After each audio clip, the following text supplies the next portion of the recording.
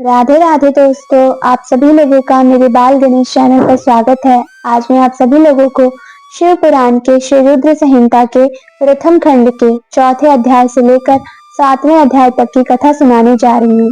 कृपया करके इस वीडियो को पूरा जरूर सुनें और इसे बीच में ना छोड़ें। तो आइए श्रवण करते हैं श्री रुद्र संहिता के प्रथम खंड का चौथा अध्याय, जिसमें नारद जी का भगवान विष्णु को श्राप देना वर्णन किया गया है। ऋषि बोले, हे सूत जी, रुद्रगढ़ों के चले जाने पर नारद जी ने क्या किया और वे कहाँ गए, इस सब के बारे में भी हमें बताइए। श्री सूत जी बोले, हे ऋषियों, माया से मोहित नारद जी उन दोनों शिवगढ़ों को श्राप देकर भी मोहवश कुछ जान न सके। तत्पश्चात क्रोधित होते हुए वे तालाब के पास पहुंचे और वहां जल में पुनः अपनी परछाई देखी तो उन्हें फिर वानर जैसी आकृति दिखाई दी। उसे देखकर नारद जी को और अधिक क्रोध चढ़ गया। वे सीधे विष्णु लोक की ओर चल दिए। वहां पहुंचकर भगवान विष्णु से वे बोले, हे हरि, तुम बड़े दुष्ट हो। अपने कपट से विश्व को मोहने वाले तुम दूसरों को सुखी होता नहीं देख सकते। तभी तो तुमने सागर मंथन के समय मोहिनी का रूप धारण कर दैत्यों से अमृत का कलश छीन लिया था और उन्हें अमृत की जगह मदिरा पिलाकर पागल बना दिया था। यदि उस समय भगवान शंकर दया करके विष को ना पीते तो तुम्हारा सारा कपट प्रकट हो जाता। तुम्हें कपट पूर्ण चालें अधिक प्रिय हैं। भगवान महादेव जी ने ब्राह्मणों को सर्वोपरि बताया है।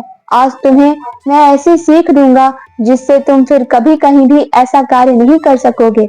अब तक तुम्हारा किसी शक्तिशाली मनुष्य से पाला नहीं पड़ा है, इसलिए तुम निडर बने हुए हो, परंतु अब तुम्हें तुम्हारी करने का पूरा फल मिलेगा। माया मोहित नारद जी क्रोध से खिन्न थे। वे भगवान विष्णु को श्राप देते हुए बोले, विष्णु, तुमने स्त्री के लिए मुझे व्याकुल किया है। तुम सभी को मोह में डालते हो। तुमने राजा का रूप धारण करके मुझे छला था, इसलिए मैं तुम्हें श्राप देता हूँ कि तुम्हारे जिस रूप ने कपट पूर्वक मुझे छला है, तुम्हें वही रूप मिले। तुम राजा होगे और इसी तरह स्त्री का वियोग भोगोगे जिस तरह मैं भोग रहा हूँ। तुमने जिन वानरों के समान मेरी आकृति बना दी है, वही वानर तुम्हारी सहायता करेंगे। तुम दूसरों को स्त्री वियोग का दुख देते हो, इसलिए तुम्हें भी यही दुख भोगना पड़ेगा। तुम्हारी स्थिति अज्ञान से मोहित मनुष्य जैसी हो जाएगी।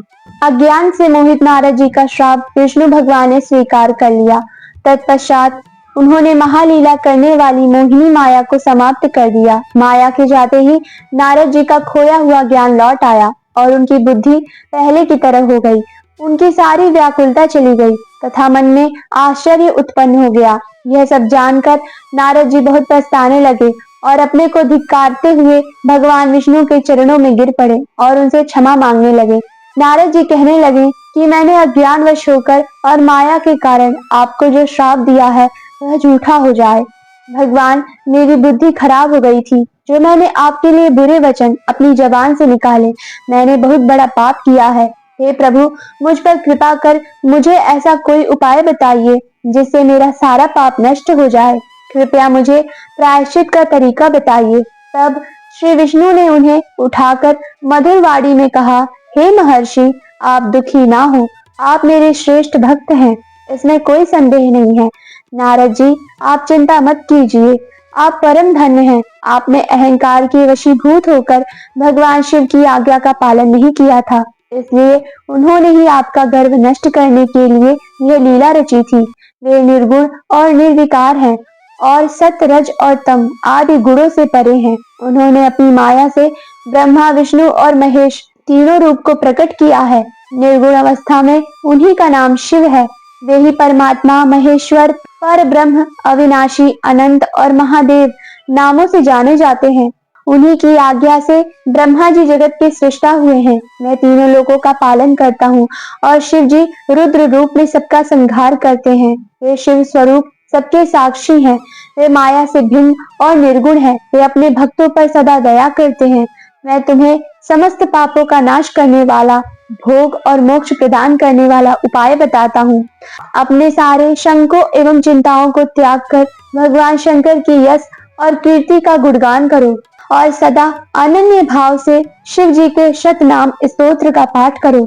उनकी उपासना करो तथा प्रतिदिन उनकी पूजा अर्चना करो। जो मनुष्य शरीर, मन और वाणी द्वारा भगवान शिव की उपासना करते हैं, उन्हें पंडित या ज्ञानी कहा जाता है। जो मनुष्य शिव जी की भक्ति करते हैं, उन्हें संसार रूपी भव सागर से तत्काल मुक्ति मिल जाती है। जो लोग पाप रूपी दावानल से पीड़ित हैं, उन्हें शिव नाम रूपी अमृत का पान करना चाहिए। वेदों का पूर्ण ज्ञान प्राप्त करने के पश्चात ही ज्ञानी मनुष्यों ने शिव जी की पूजा को जन्म मरण रूपी बंधनों से मुक्त होने का मनुष्यों सर्वश्रेष्ठ साधन बताया है। इसलिए आज से ही रोज भगवान शिव की कथा सुनो और कहा करो तथा उनका पूजन किया करो।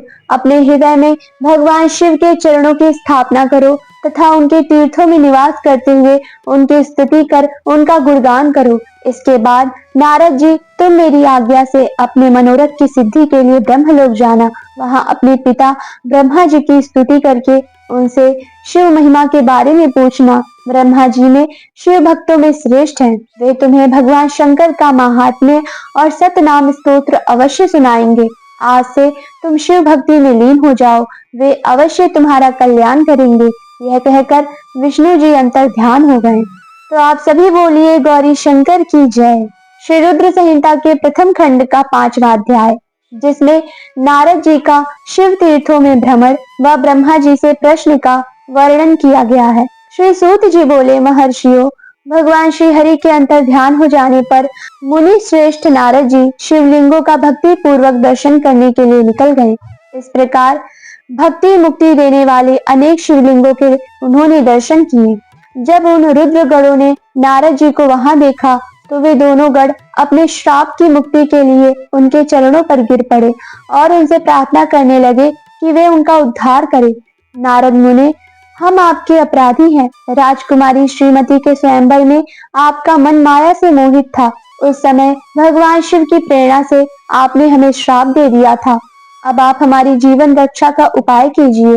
हमने अपने कर्मों का फल भोग लिया है। कृपा कर हम पर प्रसन्न होकर हमें श्राप मुक्त कीजिए। नारद जी ने कहा, हे रुद्रगणों, आप महादेव के गण हैं एवं सभी के लिए आदरणीय हैं। उस समय भगवान शिव की इच्छा से मेरी बुद्धि भ्रष्ट हो गई थी, इसलिए मोहवश मैंने आपको श्राप दे दिया था। आप लोग मेरे इस अपराध को क्षमा कर दे, परंतु मेरा वचन झूठा नहीं हो सकता, इसलिए मैं आपको श्राप से मुक्ति का उपाय बताता हूँ। मुनीश्वर विश्रवा के वीर्य द्वारा तुम एक राक्षसी के गर्भ में जन्म लोगे। समस्त दिशाओं में रावण और कुंभकर्ण के नाम से प्रसिद्धि पाओगे। राक्षस राज का पद प्राप्त करोगे। तुम बलवान व वैभव से युक्त होगे। तुम्हारा प्रताप सभी लोकों में फैलेगा। समस्त ब्रह्मांड के राजा होकर भी भगवान शिव के परम भक्तों में होगे।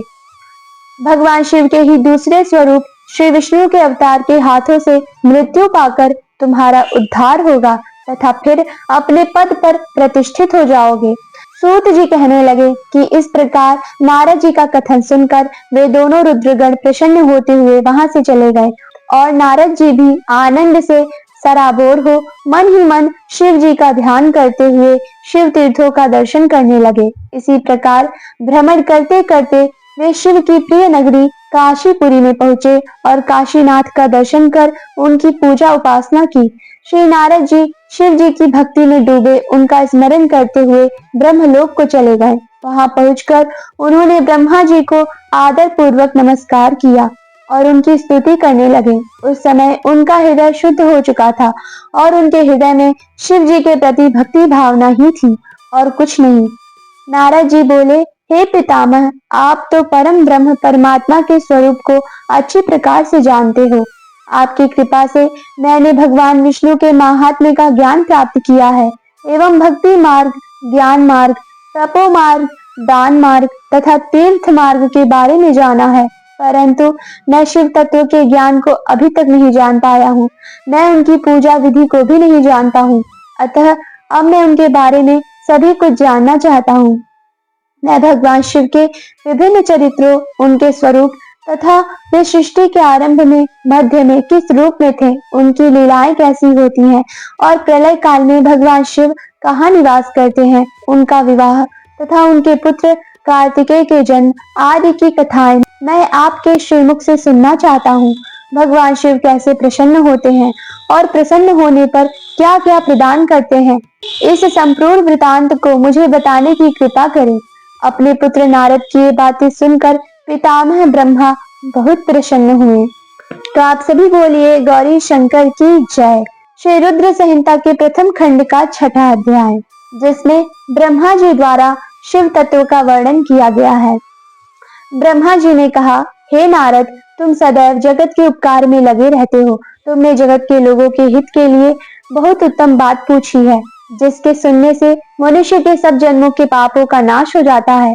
उस परम ब्रह्म शिव तत्व का वर्णन मैं तुम्हारे लिए कर रहा हूँ।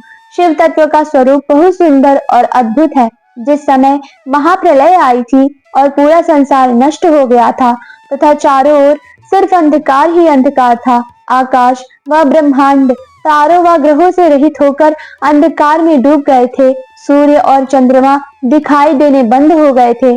सभी ग्रहों और नक्षत्रों का कहीं पता नहीं चल रहा था।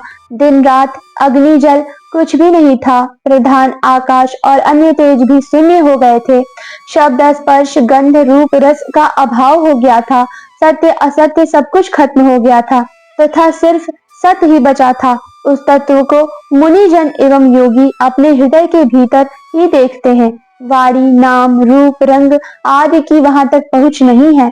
उस पर ब्रह्म के विषय में ज्ञान और अज्ञान से किए गए संबोधन के द्वारा कुछ समय बाद अर्थात सृष्टि का समय आने पर एक से अनेक होने के संकल्प का उदय हुआ। तब उन्होंने अपनी लीला से मूर्ति की रचना की। वह मूर्ति संपूर्ण ऐश्वर्य तथा गुणों से युक्त, संपन्न, सर्व ज्ञानमयी एवं सब कुछ प्रदान करने वाली है। यही सदाशिव की मूर्ति है। सभी पंडित विद्वान इसी प्राचीन मूर्ति को ईश्वर कहते हैं। उसने अपने शरीर से स्वच्छ शरीर वाली एवं स्वरूप भूता शक्ति की रचना की। वही परम शक्ति प्रकृति गुणमयी और बुद्धित्व की जननी कहलाई। उसे शक्ति, अंबिका, प्रकृति, संपूर्ण लोकों की जननी, त्रिदेवों की माता, नित्या और मूल कारण भी कहते हैं। उसकी 8 भुजाओं एवं मुख की शोभा विचित्र है। उसके मुख के सामने चंद्रमा की कांति भी क्षीण हो जाती है। विभिन्न प्रकार के आभूषण एवं गतियां देवी की शोभा बढ़ाती हैं। वे अनेक प्रकार के अस्त्र शस्त्र धारण किए हुए हैं। सदाशिव को ही सब मनुष्य परम पुरुष ईश्वर शिव शंभु और महेश्वर कहकर पुकारते हैं। उनके मस्तक पर गंगा, भाल में चंद्रमा और मुख में 3 नेत्र शोभा पाते हैं। उनके 5 मुख हैं तथा 10 भुजाओं के स्वामी एवं त्रिशूलधारी हैं। वे अपने शरीर में भस्म लगाए हैं। उन्होंने शिवलोक नामक क्षेत्र का निर्माण किया है।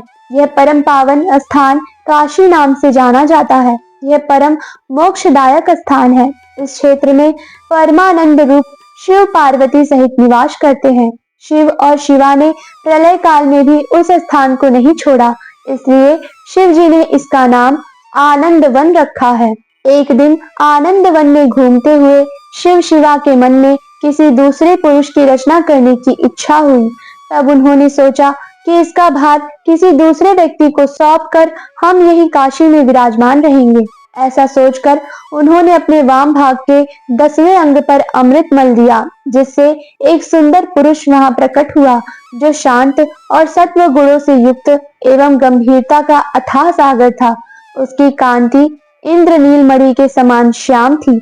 उसका पूरा शरीर दिव्य शोभा से चमक रहा था तथा नेत्र कमल के समान थे। उसने हाथ जोड़कर भगवान शिव और शिवा को प्रणाम किया तथा प्रार्थना की कि मेरा नाम निश्चित कीजिए। यह सुनकर भगवान शिव हंसकर बोले कि सर्वत्र व्यापक होने से तुम्हारा नाम विष्णु होगा। तुम भक्तों को सुख देने वाले होगे। तुम यहीं स्थिर रहकर तप करो, वही सभी कार्यों का साधन है। ऐसा कहकर शिव जी ने उन्हें ज्ञान प्रदान किया तथा वहां से अंतर ध्यान हो गए। तब विष्णु जी ने 12 वर्ष तक वहां दिव्य तप किया। तपस्या के कारण उनके शरीर से अनेक जलधाराएं निकलने लगी। उस जल से सारा सोना आकाश व्याप्त हो गया। वह ब्रह्म रूप जल अपने स्पर्श मात्र से पापों का नाश करने वाला था। उस जल में भगवान विष्णु ने स्वयं शयन किया। नार अर्थात जल में निवास करने के कारण ही वे नारायण कहलाए। तभी से उन महात्मा से सब तत्वों की उत्पत्ति हुई। पहले प्रकृति से महान और उससे 3 गुण उत्पन्न हुए तथा उनसे अहंकार उत्पन्न हुआ। उससे शब्द, स्पर्श, रूप, रस और गंध एवं 5 भूत प्रकट हुए। उनसे ज्ञानेंद्रियां एवं कर्मेंद्रियां बनी। उस समय एक आकार 24 तत्व प्रकृति से प्रकट हुए एवं उनको ग्रहण करके परम पुरुष नारायण भगवान शिव जी की इच्छा से जल में सो गए। तो आप सभी बोलिए गौरी शंकर की जय हो। श्री रुद्र संहिता के प्रथम खंड का 7वां अध्याय, जिसमें विवादग्रस्त ब्रह्मा विष्णु के मध्य अग्नि स्तंभ का प्रकट होना। ब्रह्मा जी कहते हैं, हे देवर्षि, जब नारायण जल में शयन करने लगे तब शिव जी की इच्छा से विष्णु जी की नाभि से एक बहुत बड़ा कमल प्रकट हुआ। उसमें असंख्य नाल दंड थे। वह पीले रंग का था और उसकी ऊंचाई भी कई योजन थी। कमल सुंदर, अद्भुत और संपूर्ण तत्वों से युक्त था। वह रमणीय और पुण्य दर्शनों के योग्य था। तत्पश्चात भगवान शिव ने मुझे अपने दाहिने अंग से उत्पन्न किया। उन महेश्वर ने अपनी माया से मोहित कर नारायण देव के नाभि कमल में मुझे डाल दिया और लीला पूर्वक मुझे प्रकट किया। इस प्रकार उस कमल से पुत्र के रूप में मुझे जन्म मिला। मेरे 4 मुख लाल मस्तक पर त्रिपुंड धारण किए हुए थे।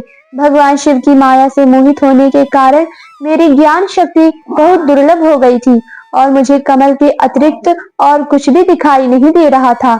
मैं कौन हूँ, कहाँ से आया हूँ, मेरा कार्य क्या है, मैं किसका पुत्र हूँ, किसने मेरा निर्माण किया है, कुछ इसी प्रकार के प्रश्नों ने मुझे परेशानी में डाल दिया था। कुछ क्षण बाद मुझे बुद्धि प्राप्त हुई और मुझे लगा कि इसका पता लगाना बहुत सरल है। इस कमल का उद्गम स्थान इस जल में नीचे की ओर है और इसके नीचे मैं उस पुरुष को पा सकूंगा जिसने मुझे प्रकट किया है। यह सोचकर एक नाल को पकड़कर मैं 100 वर्षों तक नीचे की ओर उतरता रहा, परंतु फिर भी मैंने कमल की जड़ को नहीं पाया। इसलिए मैं पुनः ऊपर की ओर बढ़ने लगा। बहुत ऊपर जाने पर भी कमल कोश को नहीं पा सका। तब मैं और अधिक परेशान हो गया। उसी समय भगवान शिव की इच्छा से मंगलमयी आकाशवाणी प्रकट हुई। उस वाणी ने कहा, तपस्या करो। उस आकाशवाणी को सुनकर अपने पिता का दर्शन करने हेतु मैंने तपस्या करना आरंभ कर दिया और 12 वर्ष तक घोर तपस्या की। तब 4 भुजाधारी सुंदर नेत्रों से शोभित भगवान विष्णु प्रकट हुए। उन्होंने हाथों में शंख, चक्र, गदा और पद्म धारण कर रखे थे। उनका शरीर श्याम कांति से सुशोभित था। उनके मस्तक पर मुकुट विराजमान था तथा उन्होंने पीतांबर वस्त्र और बहुत से आभूषण धारण किए हुए थे। वे करोड़ों कामदेवों के समान मनोहर दिखाई दे रहे थे और सावली व सुनहरी आभा से शोभित थे। उन्हें वहां देखकर मुझे बहुत हर्ष व आश्चर्य हुआ। भगवान शिव की लीला से हम दोनों में विवाद छिड़ गया कि हम में बड़ा कौन है। उसी समय हम दोनों के बीच में एक ज्योतिर्मय लिंग प्रकट हो गया। हमने उसका पता लगाने का निश्चय किया। मैंने ऊपर की ओर और विष्णु जी ने नीचे की ओर उस स्तंभ के आरंभ और अंत का पता लगाने के लिए चलना आरंभ कर दिया, परंतु हम दोनों को उस स्तंभ का कोई और छोर नहीं मिला। थक कर हम दोनों अपने उसी स्थान पर आ गए। हम दोनों ही शिव जी की माया से मोहित थे। श्री हरि ने सभी ओर से परमेश्वर शिव को प्रणाम किया। ध्यान करने पर भी हमें कुछ ज्ञात ना हो सका। तब मैंने और श्री हरि ने अपने मन को शुद्ध करते हुए अग्नि स्तंभ को प्रणाम किया। हम दोनों कहने लगे, महाप्रभु, हम आपके स्वरूप को नहीं जानते। आप जो भी हैं, हम आपको नमस्कार करते हैं। आप शीघ्र ही हमें अपने असली रूप में दर्शन दें। इस प्रकार हम दोनों अपने अहंकार को भूलकर भगवान शिव को नमस्कार करने लगे। ऐसा करते हुए 100 वर्ष बीत गए। तो आप सभी बोलिए गौरी शंकर की जय। तो ये रही श्री रुद्र संहिता के प्रथम खंड के 4थे अध्याय से लेकर 7वें अध्याय तक की कथा। अब इसके अगले अध्याय की कथा हम दूसरे वीडियो में बनाएंगे। अगर आपको हमारी ये वीडियो पसंद आई हो तो इसे लाइक करें और हमारे चैनल को सब्सक्राइब करें और कमेंट सेक्शन में जय गौरी शंकर की लिखना ना भूलें। तब तक के लिए राधे राधे, जय श्री हरि।